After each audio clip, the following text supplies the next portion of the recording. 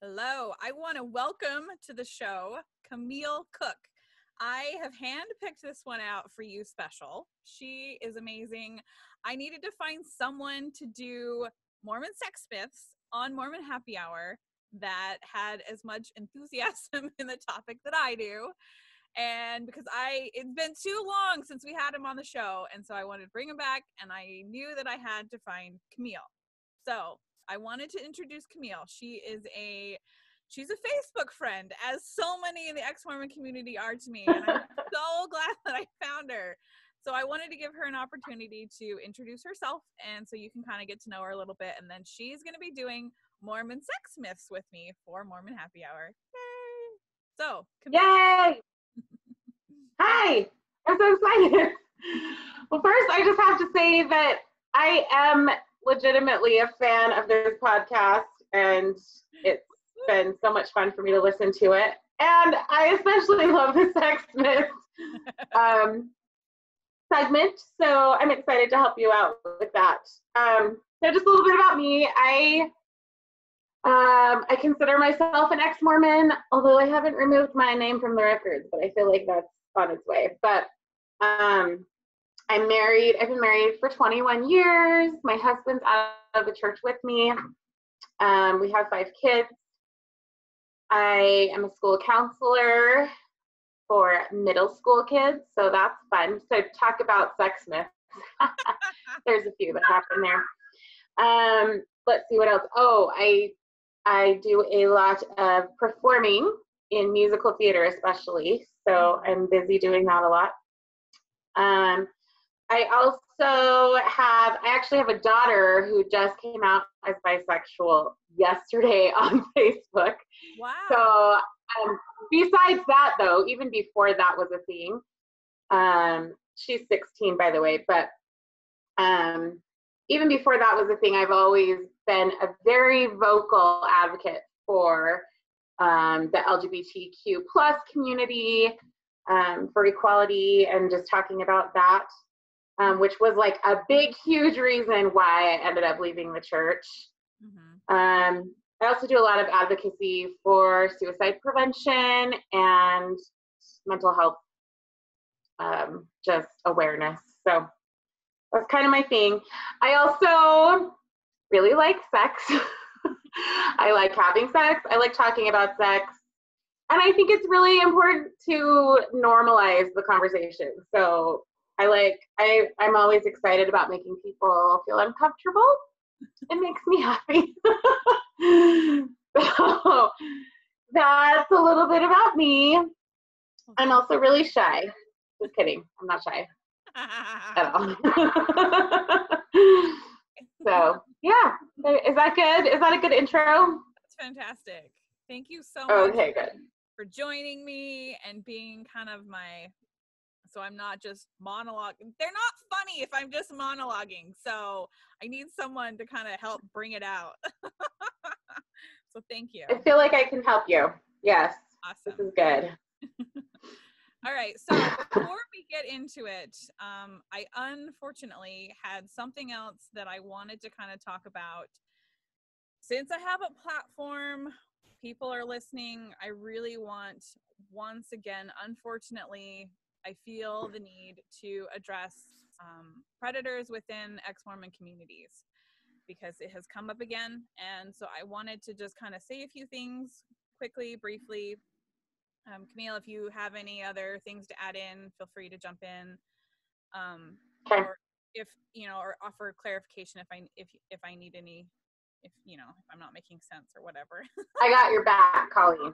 I'm here for you. This is a difficult topic. It's difficult to talk about, and it's difficult also to listen to. So I apologize that we are kind of deviating from the lightheartedness for just a minute, but please hear me out, hear us out. And as you know, many of you already know, I do have a background or a history, an experience with rape at BYU. And so being active within a community that fights against sexual assault and rape and how it's handled is definitely something that's passionate for me. So I'm very frustrated that we have to talk about this again today, but I wanted to kind of put it out there because enduring a faith crisis often puts us in a very vulnerable, isolated, and confused place. And unfortunately, predators know this about faith crisis, and they often take advantage of this. And so I want to publicly offer myself as a safe place. I'm an advocate, and I'm a believer. And as you know, because of my history, I've been there. I know what it feels like. No means no, period. If your no is not respected, then the blame is on the one trespassing your boundaries, not on you. And I just want to put a call out there. All members of the ex-Mormon community, or Mormon, or anyone who's listening, especially men, respect no. Respect boundaries. And consent looks like a high five and a hell yeah. And if you're not getting that, if you're not always looking and getting that enthusiastic response, that enthusiastic consent, then you should not proceed. Alcohol, we've talked about, first time drinking tips, things to keep in mind.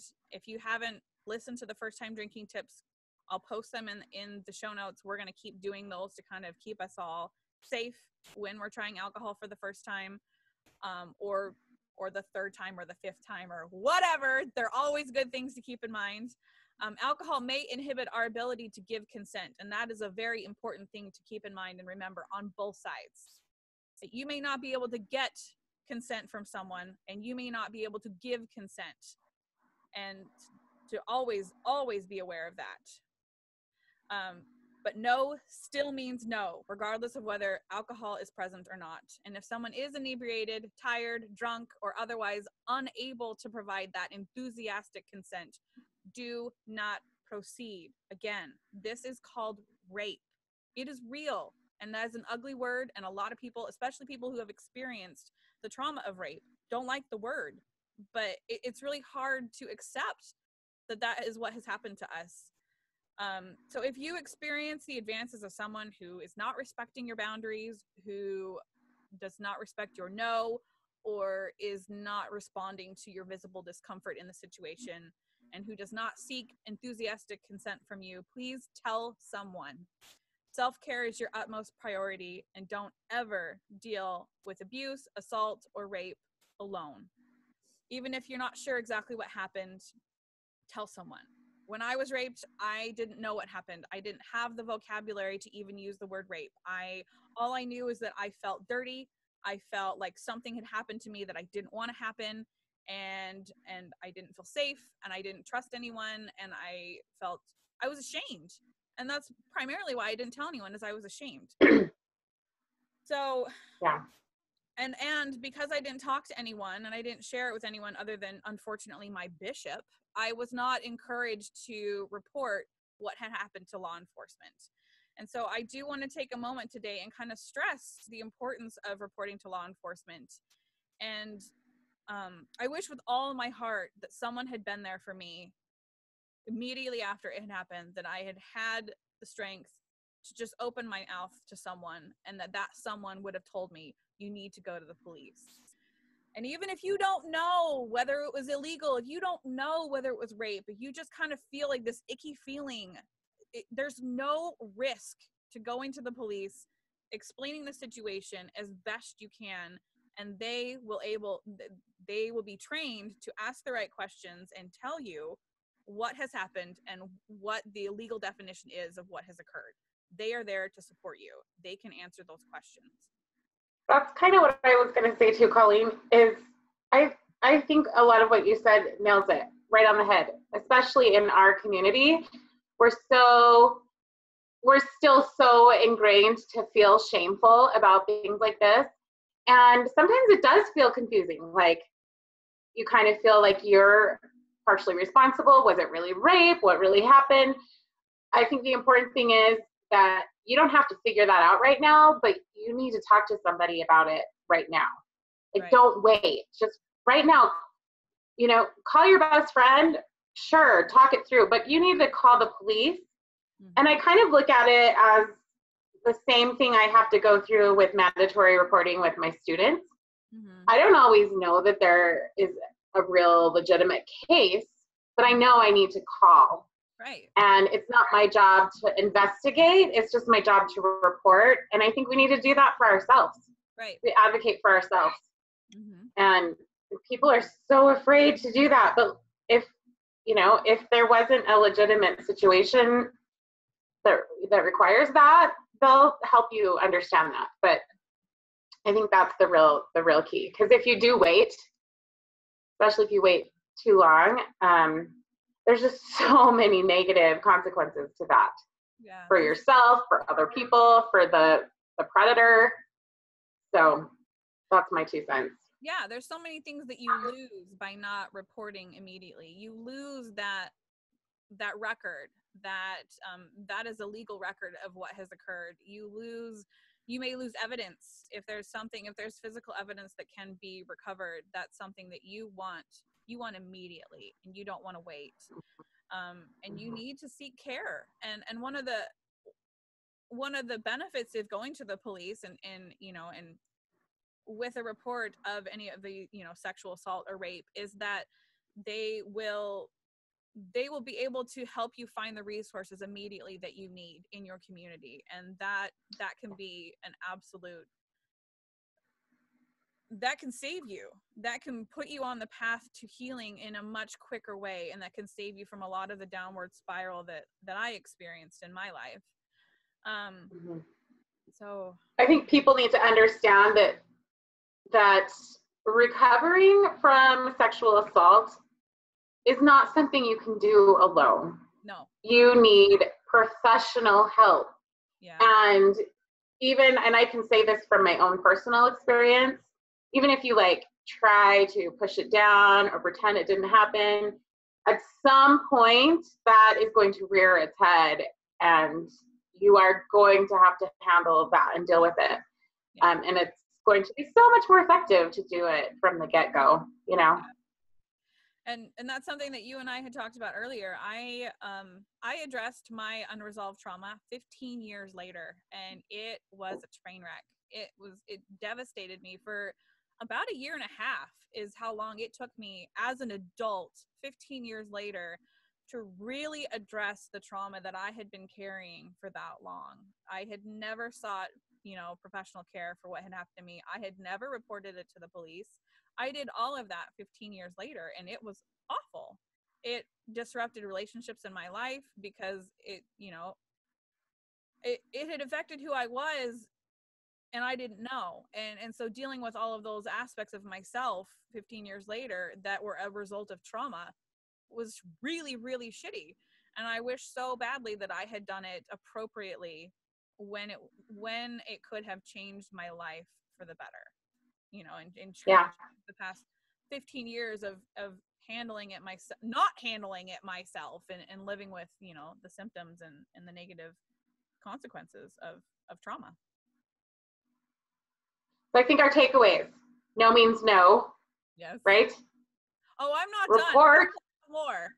Report. Keep going. Keep going, Colleen. Okay.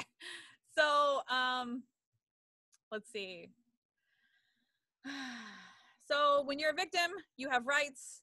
And I regret not reporting for the rest of my life. I know how it feels in the moment that you feel like you can't. And kind of what I would say to that is, I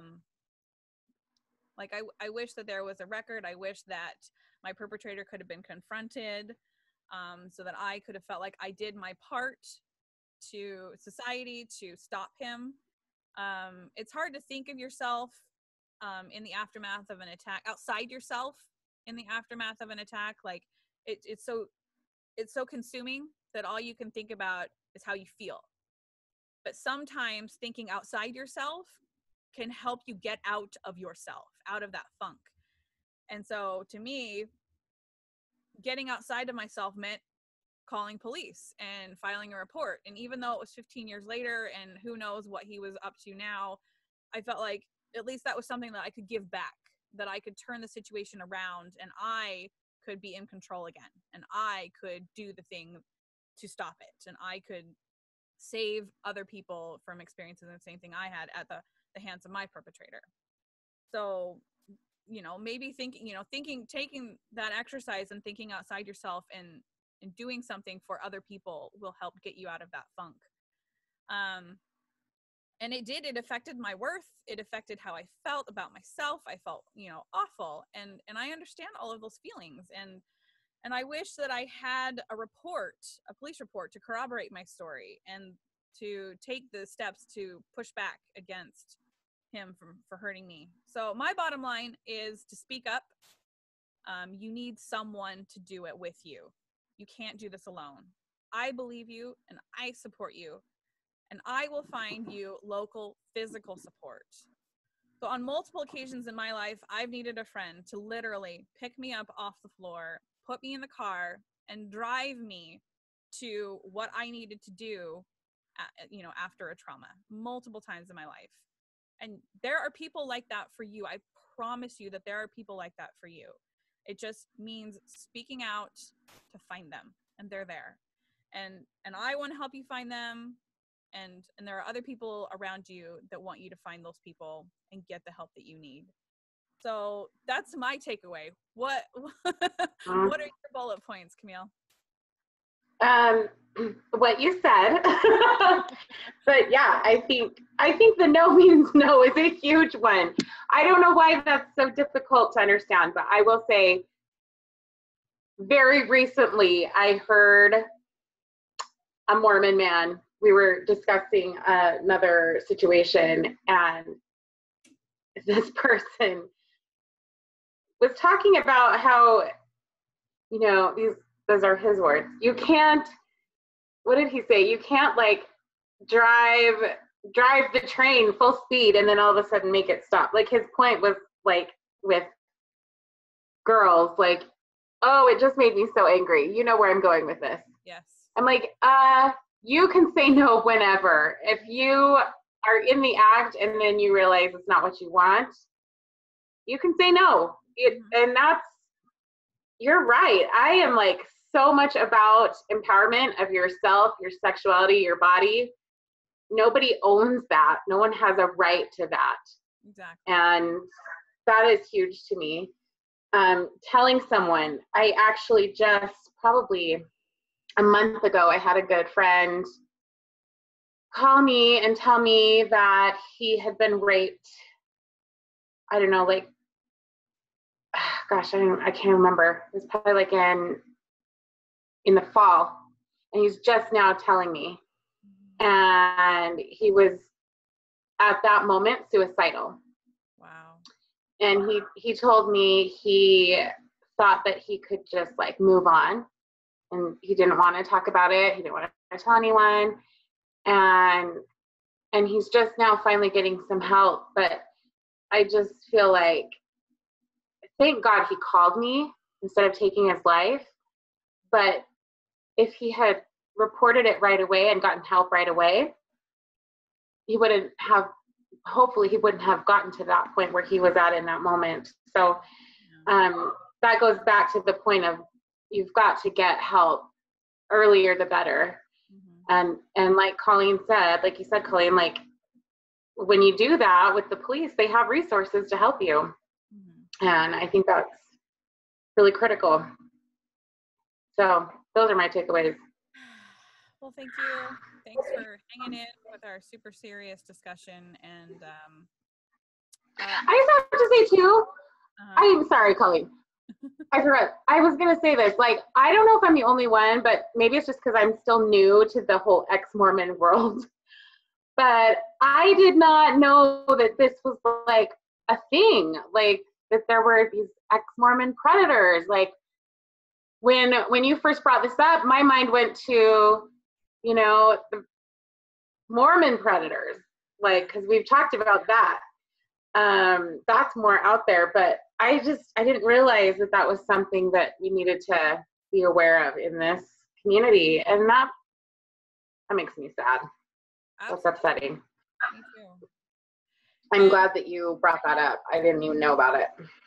And just as a PS, want to put it out there that I am listening, and that if there is a predator that enters my space and I know about it and I'm made aware of it, that I will out you. So just be on notice that yes, queen. we're there to keep each other safe, and we got each other's backs, and you can't hide, and what you're doing is not okay, and you cannot continue to do that. So, that's it. Nobody has the right to anyone else's sexuality. No. Damn it. All right, so we'll close this portion, and then we'll move on to something a little bit more positive. So thank you for sticking through. All right, just a minute. Thanks, Colleen. Mm-hmm.